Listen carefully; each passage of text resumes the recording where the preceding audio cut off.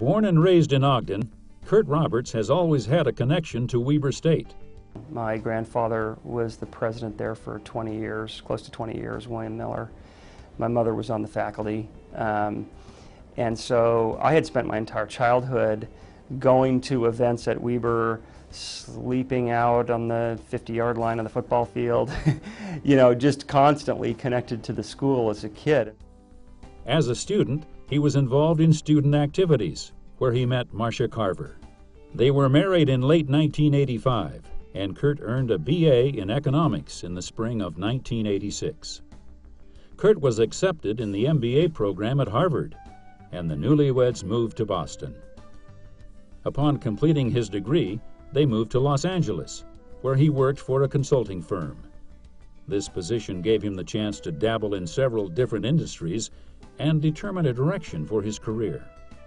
You know, the LA office at McKinsey did a lot of work in banking, the insurance business, oil and gas. Frankly, I found all those businesses dreadfully boring. I couldn't imagine myself getting up every day just getting really, really excited about any of those things. And so I was close to the end of my second year at McKinsey, and I was offered the opportunity to work on a turnaround project for a children's hospital that was close to bankruptcy. And it just sounded cool. I thought, you know, hey, at the end of the day, whether or not a children's hospital is in business or not ultimately matters a lot.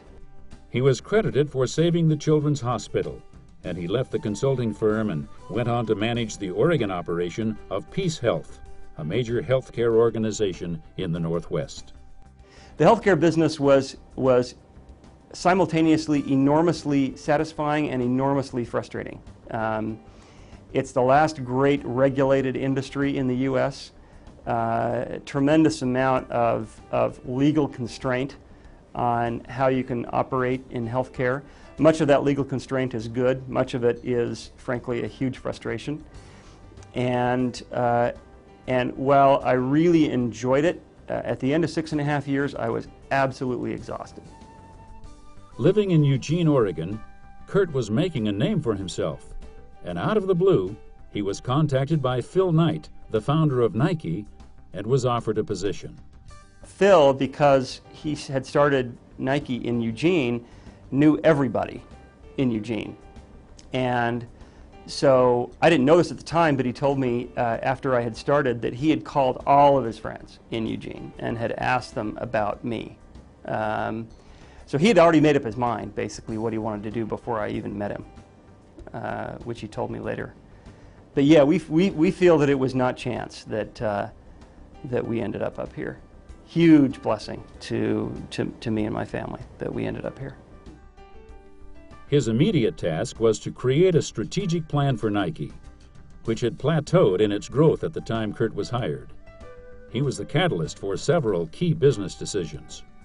I think making that decision that we had to kind of organize for success in each one of these smaller chunks of our overall business, I think was a big factor in us having the spurt of growth that we've had over the past couple of years, and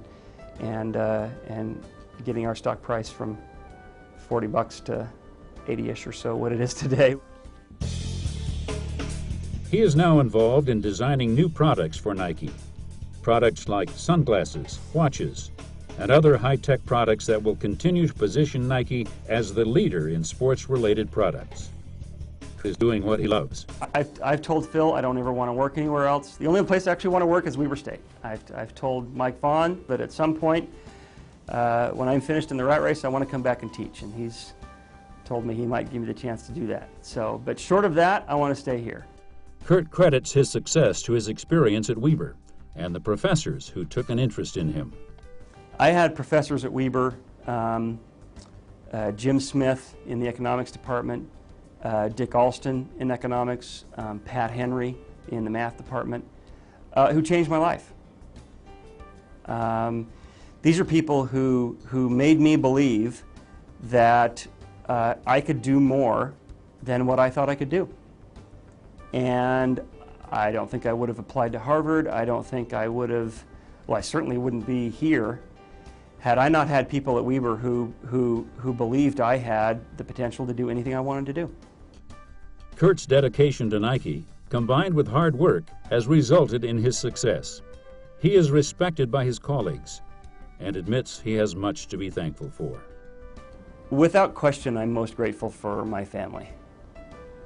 All this stuff could disappear tomorrow, and it would, you know, would I be a little upset about it? Sure.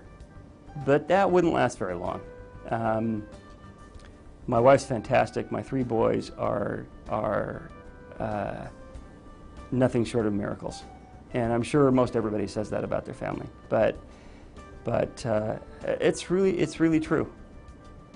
I could give all this up, and at the end of the day, it just really wouldn't make much of a difference. Congratulations to Kurt Roberts for being one of Weber's most distinguished alumni.